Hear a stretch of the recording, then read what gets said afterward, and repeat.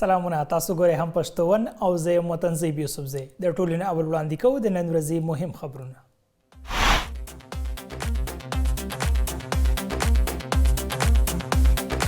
الیکشن کمیشن د پاکستان تحریک انصاف په لیول فلینګ فیلډ د نه ملاوېدو الزامونه مسترد کړي. الیکشن کمیشن توهین عدالت کیس کې خپل جواب سپریم کورټ کې جمع کړي. الیکشن کمیشن وايي د سپریم کورټ په حکم د پاکستان تحریک انصاف په غړو سره مو ملاقات کړي.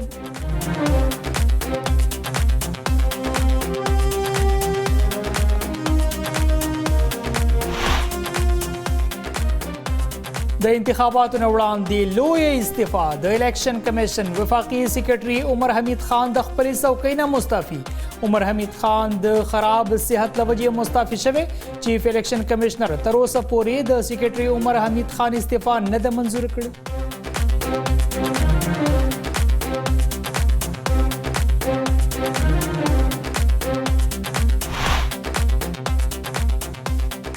د تحریک انصاف چیئرمین بیرسټر ګوهر خان وايي د پاکستان تحریک انصاف چا سره هم جنگ نشته، د ټولو ادارو احترام کوو. پاکستان تحریک انصاف د عدلیې خلاف بیان نه دی ورکړی. د بیټ په نښه چې د سپریم کورټ څه فیصله وي قبوله به وي.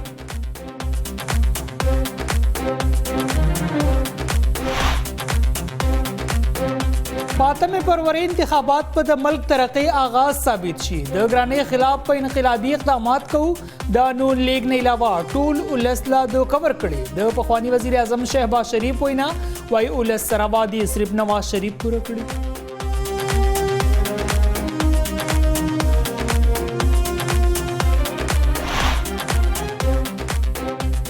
ملک کې الیکشن با په خپل وخت کېږي. د الیکشن ځنډولو په حق کې بالکل نه یو. د سېنیټر مشتاق احمد هم پښتون سره خبري وایي څوک چې الیکشن ملتوي کول غواړي د هغوی مقابله وکړي.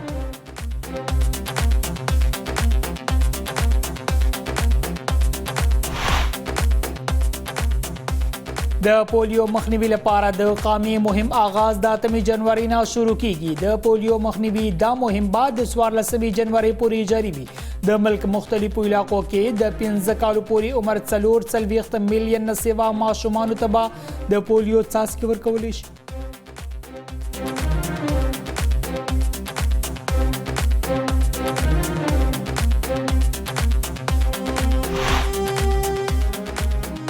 خیبر پختونخوا کې د پرایمري سکولونو په چټیانو کې د توسيع فیصله. پرایمري سکولز چټیانی د 14 جنوري پورې غځولې شوي. میډل های او هایر سیکنډري سکول با سحر په 9:30 بجې پرانستل کېږي. صوبایي حکومت وايي دا فیصله د یخنۍ له وجې کړې شوې.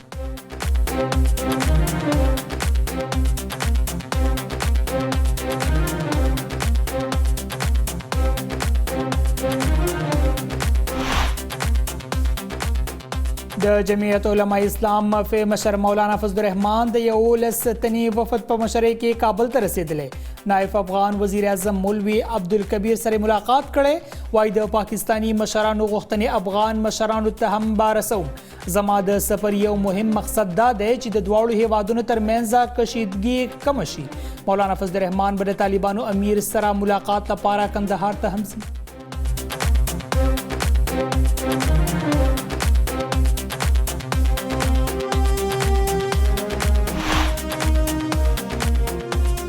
د افغانستان په دارالحکومت کابل کې په یو بس کې 14 پیښه کې 2 کسان مړه او 14 جوبل. دا 14 د اهلی تشریح په اکثریتي علاقه کې شوي.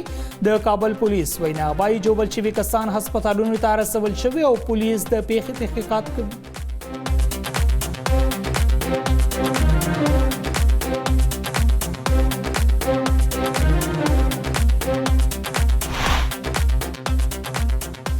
بنگلاديش کې د عام انتخاباتو لپاره د ووټینګ عمل سر ته رسیدلی. بنگلاديش نېشنل پارټي په شمول لویو سیاسي جماعتونو لخوا د الیکشن د بایکاټ اعلان. دوی دا الیکشن غیر منصفانه ګرځول.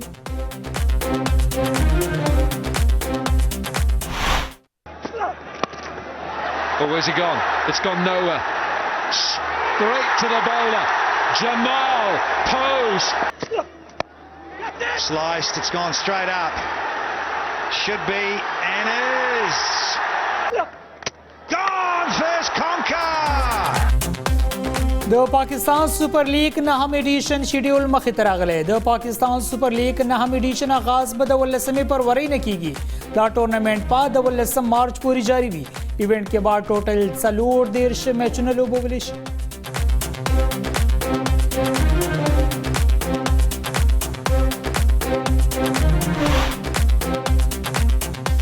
او ټول ملک د یخنۍ په شدت کې اضافه. د ملک ځینې علاقو کې نن د باران نو ځینې کې د واورې ورېدو امکان. راتلونکي 24 غنټو دوران به پیښور، لاهور، اسلام آباد، کشمیر او ګلګت بلتستان کې موسم یخ او وچ وي.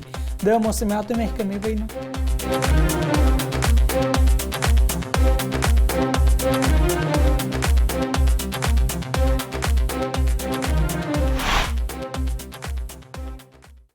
مهم خبرونه تاسو کتل. تفصیلی خبرونه لبرازو د ولندې شان د مینه پس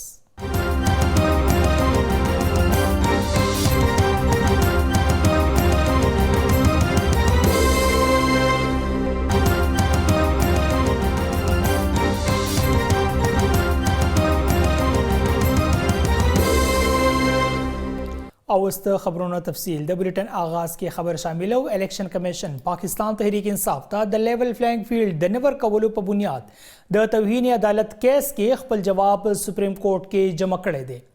په خپل جواب کې الیکشن کمیشن پاکستان تحریک انصاف ته د لیول فلینګ فیلډ د نه ملاویدو الزامونه مسترد کړي دي. کمیشن غوښتنه کړې ده چې د پاکستان تحریک انصاف درخواستونه د مسترد کړي شي او په دغه پارټي د جرمانه ولګول شي. کمیشن وایي چې موږ د سپریم کورټ په حکم د پاکستان تحریک انصاف د غړو سره مو ملاقات کړی وو او هغوی ته مو یقین دهاني ورکړې وه چې ټولو پارټو ته به بلا تفریق لیول فلینګ فیلډ ورکولی شي. د 4 واړو صوبو د پولیس انسپکټر جنرال ته د لیول فلینګ فیلډ دپاره هدایات هم جاری کړی شوي دي.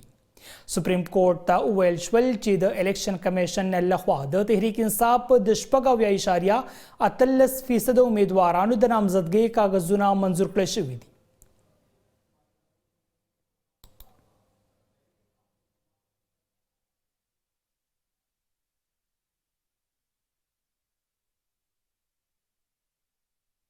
یو بل مهم خبر شامل او د انتخاباتو نه وړاندې لویه استعفا مخې ته راغلې ده.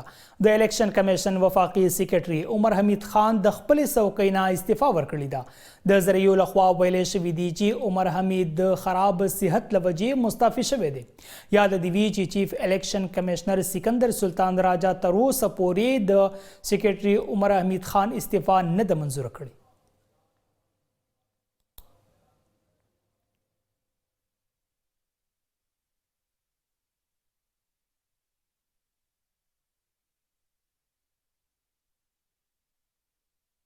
د اطلاعاتو نگران وفاقي وزیر مرتضی سولنګي ویلي دي چې په افوا یقین مه کوئ سیکرټري الیکشن کمیشن رښتیا بیمار دی.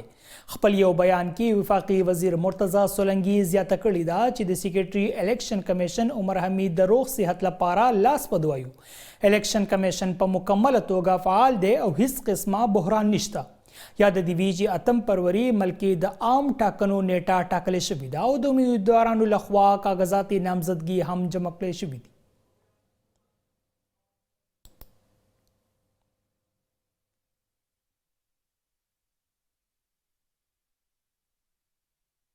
د پاکستان تحریک انصاف چیئرمین بیرسټر ګوهر خان ویلي دي چې د پاکستان تحریک انصاف به د چا سره هم جنگ نشته. د ټولو ادارو احترام کوو. خپل یو بیان کې د پاکستان تحریک انصاف چیئرمین ویلي دي چې د ټولو ادارو احترام کوو. پاکستان تحریک انصاف د عدلیې خلاف بیان نه دی ورکړی. د بیټ په نښه چې د سپریم کورټ څه فیصله وي نو موږ ته به قبوله وي. بیرسټر ګوهر خان زیاته کړې ده چې سپریم کورټ لخوا ویلې شوي دي چې الیکشن به په 8 فروری کیږي. دې کې هیڅ قسمه شک نشته.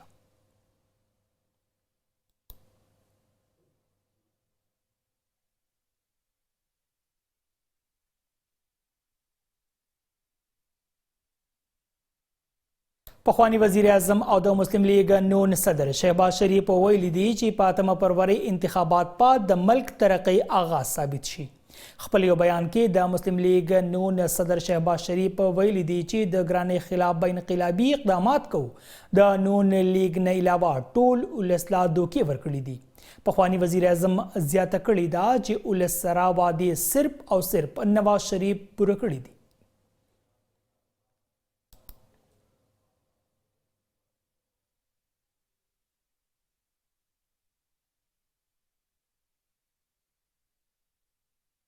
اوس خبر شاملو سینیټر مشتاق احمد ویلي دي چې ملکی الیکشن با په خپل وخت کیږي هم پښتون سره خبرو کې د ویل چې الیکشن زندولو په حق کې بالکل نه یو او څوک چې الیکشن ملتوي کول غواړي د هغوی مقابله وکړو د 2024 انتخابات یو دستوري تقاضا ده دا په هر صورت باندې کیږي کم خلکو ته چې خپل شکس په نظر باندې راځي عددي انتخاباتونه تیخته کوي خو موږ باغه تیخته ته نه پریدو موږ ورپسې تعقب کوو لګیدلی ورپسې انتخابات په هر صورت باندې کیږي دا د دستور تقاضا را د عوامو حق دی کم ریزولوشن قرارداد چې اگر د سېنات نه پاس شوی دی دا یو فراډ قرارداد بوګس قرارداد دا د دستور نه ماورا او د دستوري پاکستان نه خلاف د دې لپاره د سېنات قواعد او ضوابط د خپل اندې کړی شو او د دې قرارداد اس حیثیت نشته لري لیول پلینګ فیلډ بالکل نشته لري دا خبره بالکل ټیک ده ځنې خلکو نه غاغسته شوی ده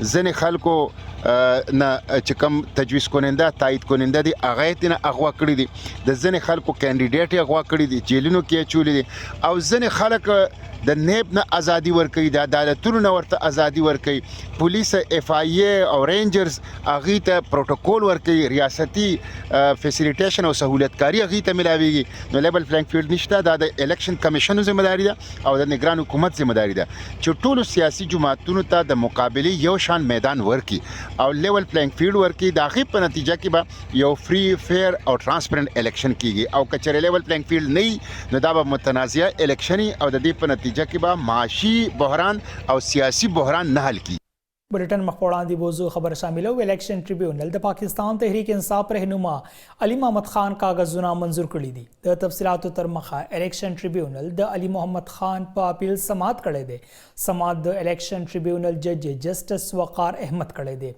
وکیل اویل علی محمد خان د نامزدګۍ کاغذونه جمع کولو په مهال د پارټي ټیکټ نه لګولو په ضد اعتراض پورته کړی دی د الیکشن کمیشن وکیل اویل اول د پارټي ټیکټ جمع کول لازمي نه دي د جنوري تر 12 پورې جمع کول شي یاد دی وی چې علي محمد خان د مردان حلقه ان 22 نه د نامزدګۍ کاغذونه جمع کړي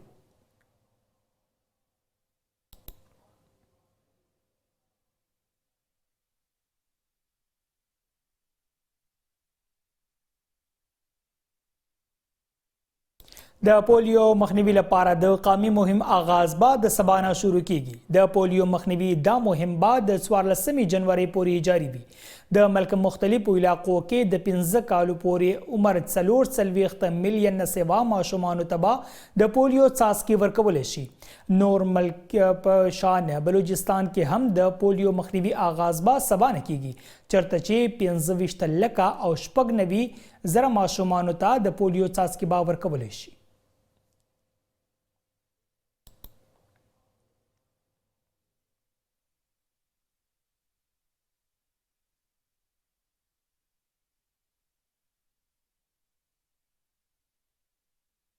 د خیبر پختونخوا حکومت د پرایمري سکولونو په چوټیانو کې د توسيع فیصله کړې ده په جاري شوی نوټیفیکیشن کې ویل شوی دی چې پرایمري سکولز چوټیانې د 14 جنوري پورې غځول شوی دي د میډل های او هایر سیکنډري سکولز په وختونو کې هم بدلون شوی دی میډل های او هایر سیکنډري سکولز با سحر په 9:30 بجې پرانستل کیږي نوټیفیکیشن کې ویل شوی دی چې دا فیصله د یخنۍ لوجې کړې شوی دي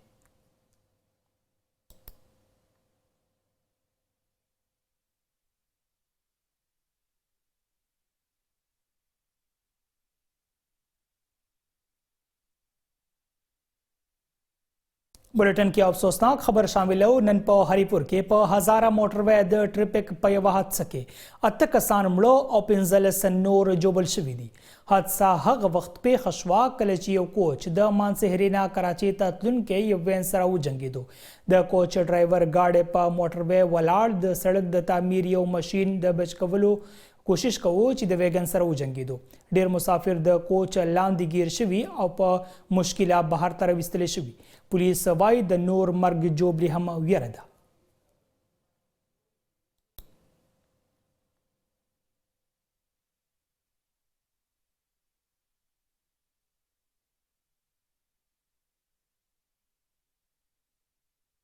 خبر شاملو د جمعیت علماء اسلام فی مشر مولانا فضل الرحمن کابل ته رسیدلی دی. کابل ته د رسیدو وروسته د جمعیت مشر نائب افغان وزیر اعظم مولوي عبدالکبیر سره ملاقات کړی دی. مولانا فضل الرحمن د 11 تنی وفد په مشرۍ کې د اتوار په ورځ کابل ته ورسید. د کابل په هوایي میدان ورته افغان مشرانو هرکلی ویلې. کابل کې افغان مشرانو سره د ملاقاتونو نه علاوه به هغه د طالبانو امیر سره ملاقات لپاره کندهار ته هم لاړ شي. د کابل سفر وړاندې مولانا فضل الرحمن زمنګ همکار طاهر خان ته ویلي خبرو کې وویل چې پاکستان طالبانو مسله به هم پورته کړي. د جمعیت مشر وویل د بر پاکستانی مشرانو غوښتنې افغان مشرانو ته هم ورسوي. د وای زما د سفر یو مهم مقصد دا دی چې د دواړو هیوادونو ترمنځ کشیدګي کم شي.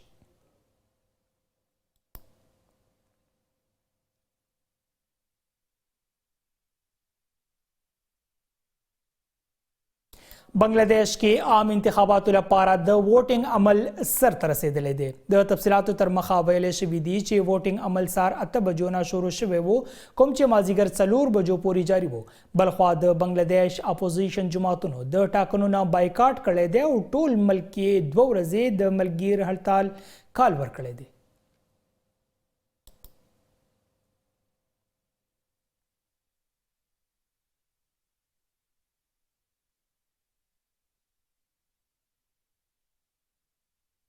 د لوبو د میدان نه خبر شاملو د پاکستان سپر لیگ 9 ایډیشن شیډیول مخې ته راغلی دی.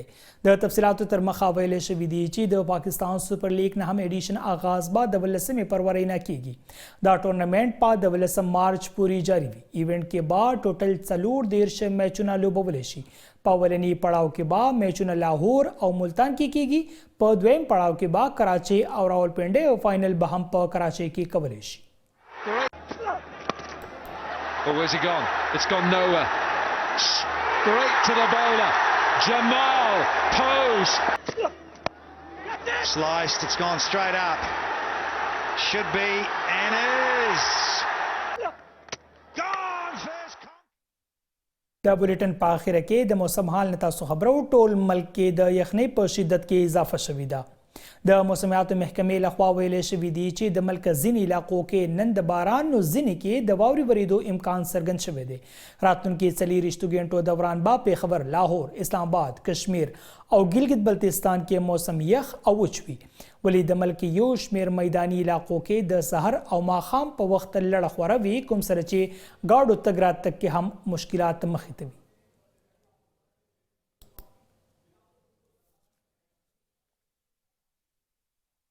دا تر دې د ما مهم خبرونه تاسو اوس کتلی شئ په هم پښتو ون پروګرام میلمه د طاهر خان سره. د الله په امان.